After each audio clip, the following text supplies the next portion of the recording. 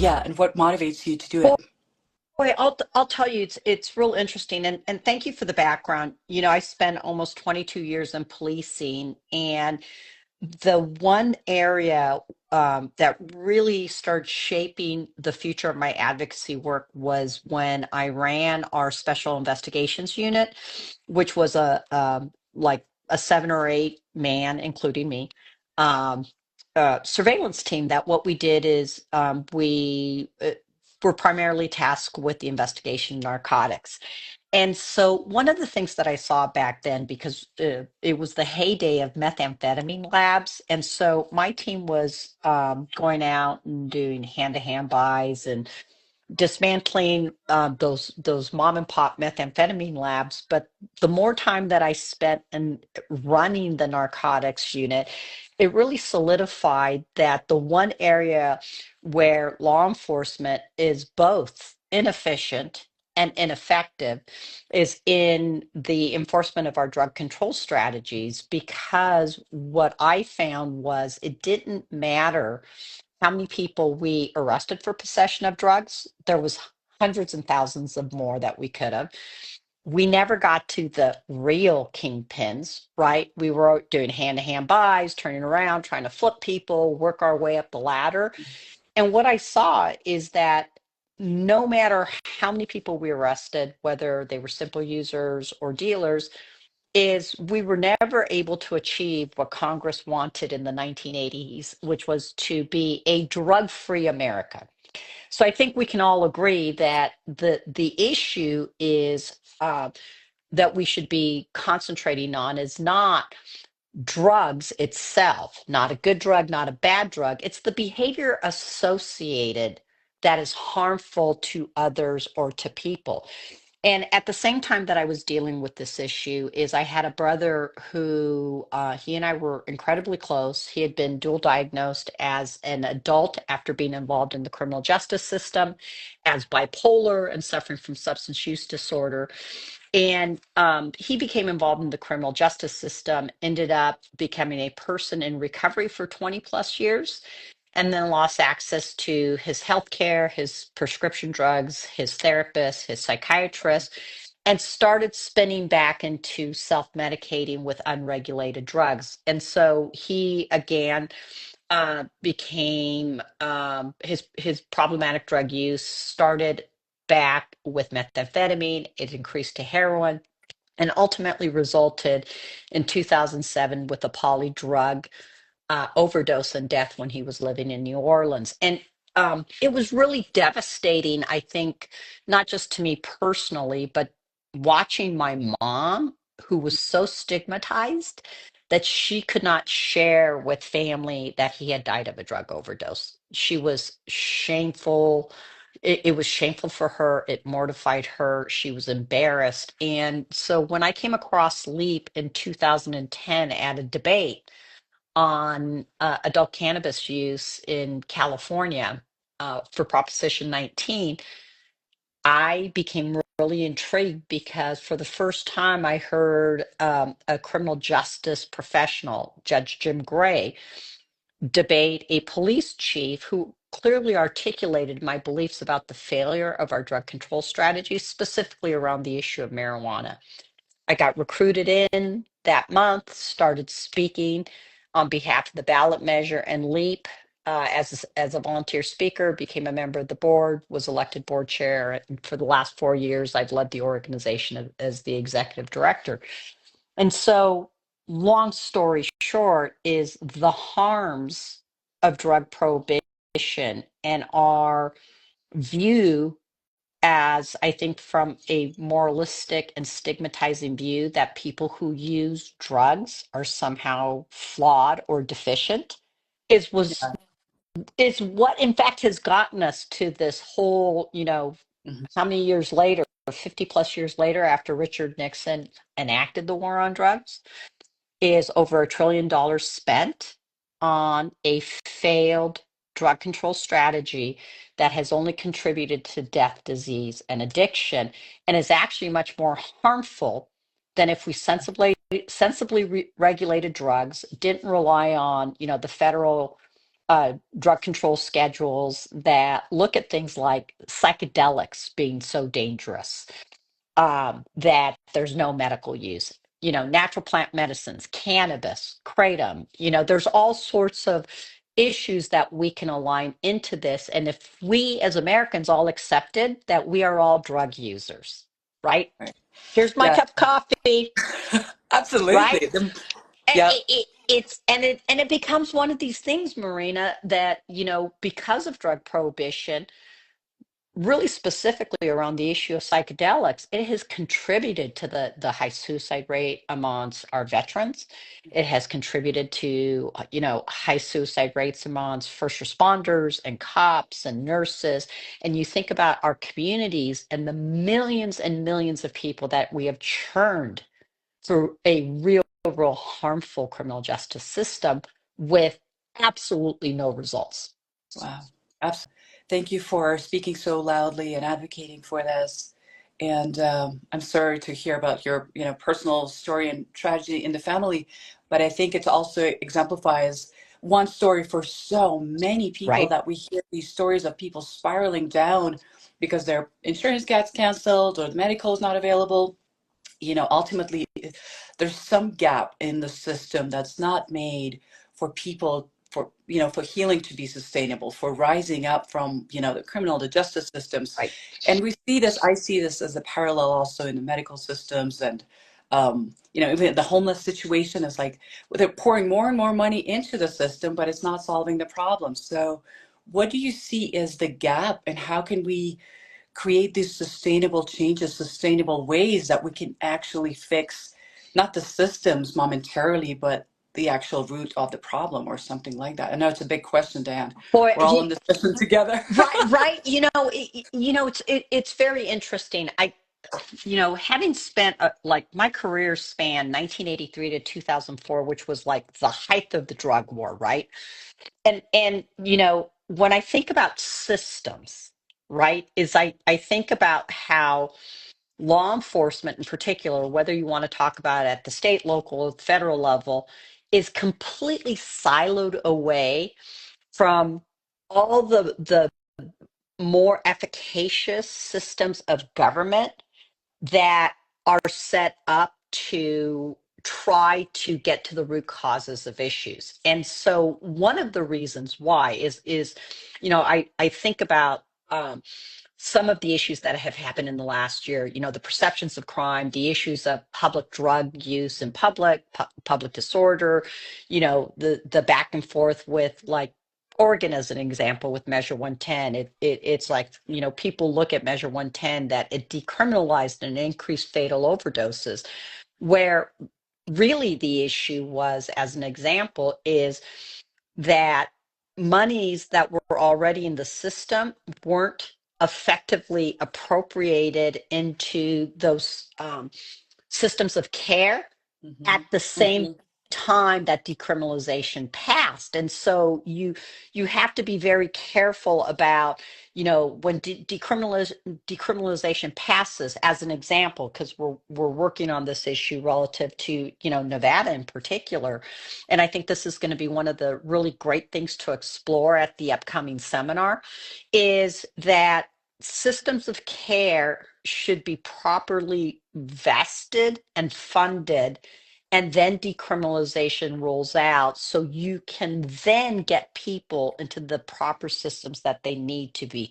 Because right now is that the only people that answer the phone in the middle of the night is law enforcement, right? And so I blame legislators a lot in the sense of, we pass laws and we don't craft implementation in the way that it needs to, but then we also wait until socioeconomic issues, whether they're health equity issues or poverty issues or criminal justice issues, become so chronic and acute and in the face of the public Yeah.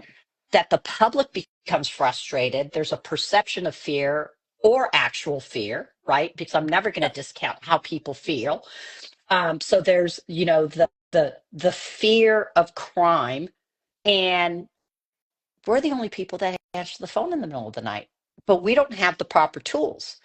And so until we adequately fund all the infrastructure and recognize that law enforcement is a responder, but when calls come in, we should have all sorts of systems in play to Mhm. send the best responder to an issue of, drug overdoses, someone that may be having an adverse action to a psychedelic Mhm. experience to, there's all these other systems that if we're in play, that law enforcement could be the last resort in the sense that we're only going out there when people are really harming people. Yeah. And Yeah. even when people are really harming people, as an example, there's two cities I use, I think, who are doing it the best right now, Seattle and Denver, right? They have multiple systems of care that are already instituted into their 911 system. So if you call 911, they're looking at who is the best responder, not an armed police officer, to go solve a problem Mhm. that can't be solved through the harmful interventions of the criminal justice system. Yeah, beautiful. Thank you. Yeah. And I think hence that's why the reason when we're talking about psychedelics, we're really emphasizing psychedelic assisted therapies and that, looking deeper into the licensing and what that entails to really support it from all levels. And I think it's for the last question and the time, and I of course want to invite everyone to join the summit that's coming up where Diane is going to be one of our speakers on and we'll have more of these conversations. But Dan, I want to address maybe the last question on like the safety measures. And whenever we're advocating for something, I think it's also important to talk about the dangers and the Right. concerns on the other side, right? Like we need to represent both sides of that. So can you speak on that? What could be the safety measures and concerns with psychedelic Sure. medicine? I think there's some really interesting guardrails, and I think this is why I would encourage people. And again, I'm so sorry. This conversation could probably go on a lot longer. And wanting to be respectful of people's time. Really, I think we're going to be able to delve deep into what guardrails potentially are going to look like for the future, right? Mhm. But I think that guardrails are going to have to start with public education campaign and with proper assessments. But I also believe, quite frankly, I can be a little bit of a libertarian. So like I'm a, social libertarian, fiscal conservative, sometimes Green Party. Like I'm like all over the place when it comes to, policies and really diving deep. I don't think this is a right or left issue. Yeah. And Yeah. One more thing, if I can just sure. insert, I also really want to celebrate and highlight your advocacy for, diversity and seeing that issue as well. So I know you wear many hats and represent many voices, but I also like picked up on that cause and that advocacy from your side. So thank you for representing the minorities and, people of color and Yeah, very often. Yeah, because I think we have to be honest about who we've harmed. And Yeah. so, I think that's, this is the one of things about guardrails.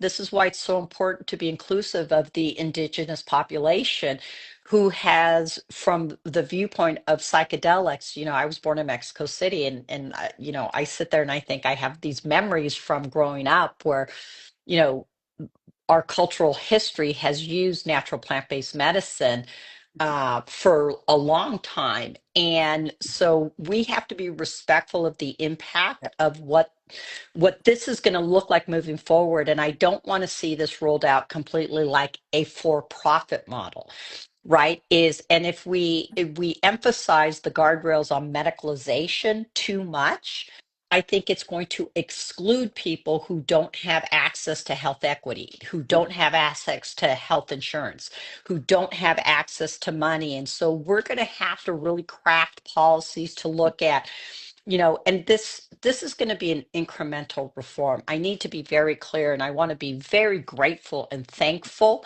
to the veterans organizations, quite frankly, that are the tip of the spear and that are kicking the door down regarding this policy. Mhm. And because of the hard work and the horrible trauma and deaths that they have seen amongst their own members with suicide, substance use disorder, spillover violence, I can safely talk about the same issues that impact law enforcement. And thank goodness we're not killing ourselves at the rate that veterans do, but firefighters, nurses, law enforcement, first responders, that, every day I pick up a newspaper and see a suicide across the country from one of those groups because of untreated trauma. And so, what one of the things that I think is really incredibly important for the public to know is we got to start talking about, if you stigmatize cops as bad people all the time and you ignore their trauma, is what ends up happening if we don't have police officers who are healthy, both physically and mentally, and who can't deal with their trauma because they're afraid of getting fired if they come and say they're experiencing these things, or if they can't be open and honest about their PTSD or the moral injuries that they've incurred or have had to incur on the community. This vicious cycle of conflict between the people we're supposed to serve as peace officers really becomes disentangled. But we can't just stop at veterans and cops and firefighters and nurses because people look, or teachers, because people look at those as the helping profession. We have to open this up to our entire communities, Mhm. and we have to Yeah. do it in a way that's practical, Yeah. that's based on trauma informed practices, that is designed to heal relationships and uplift people so people can, my dream is, in policing, is that we recognize that we have a co-shared model Mhm. of safety, and we have to elevate our community up as stakeholders who decide how they want to be policed, which enforcement priorities take place, and ask the really hard questions of what should police be doing. Mhm. And I will tell you, is cops will say it, is we don't want to be involved in the business of having to go try to solve a homeless issue because there's nothing we can do. Is we have to create the ability for our legislators and to empower our community to go back to them and say, you have to fund Mhm. systems equally. We are all stakeholders, and I am not a defund the police. This is not about defunding the police in any way, shape, or form. This is about um, protecting the community in a way that is based on compassion, dignity, and respect Mhm. for rights.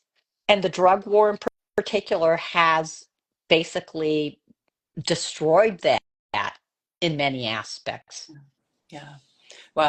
Thank you for speaking so beautifully and expressing that in such a beautiful way that, these first responders are, at the front lines in our society, and yet, they're experiencing the most traumas, and we own it to them to really like take good care of them, but it also impacts their immediate families and their children and their spouses and the communities.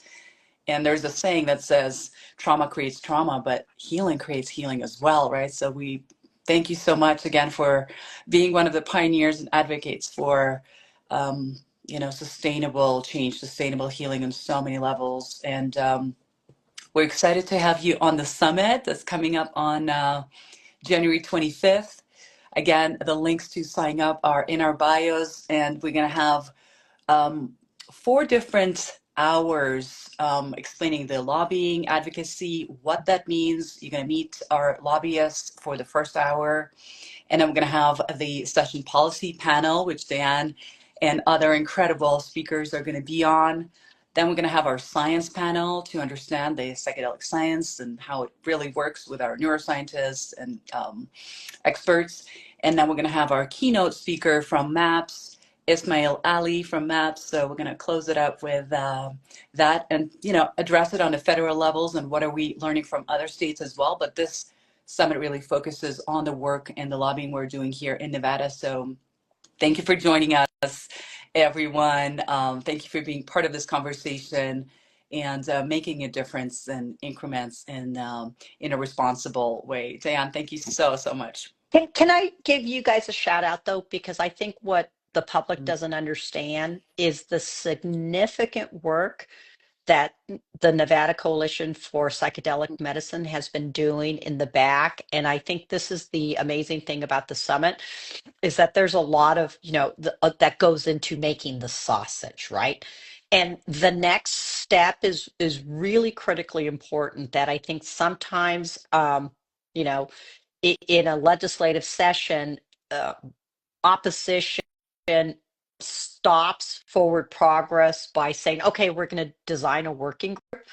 Well, the working group has happened. We have some really significant recommendations that are doable and incremental, and it's going to really need the public support to call on their individual state assembly members and senators for the future in 2025 to say this is important and we want this to happen, because it's not going to happen without all those that public behind us. Yeah. And so thank you to your organization, which is really taking a leading role in designing the working group, in helping formulate it, in getting it across the line. And it's going to be some really, really hard work, and we need everybody. Yeah. Thank you, Diane, for those words. Thank you. Thank you. Yes. So Thank you. please go check it out. The information is going to be pinned to the post, and also links are in our bio. Thank you for your support, and we will come back here in line with, more of our team and the mission. Thank you Have a so much, wonderful day. Marina. Thank Bye, you. everyone.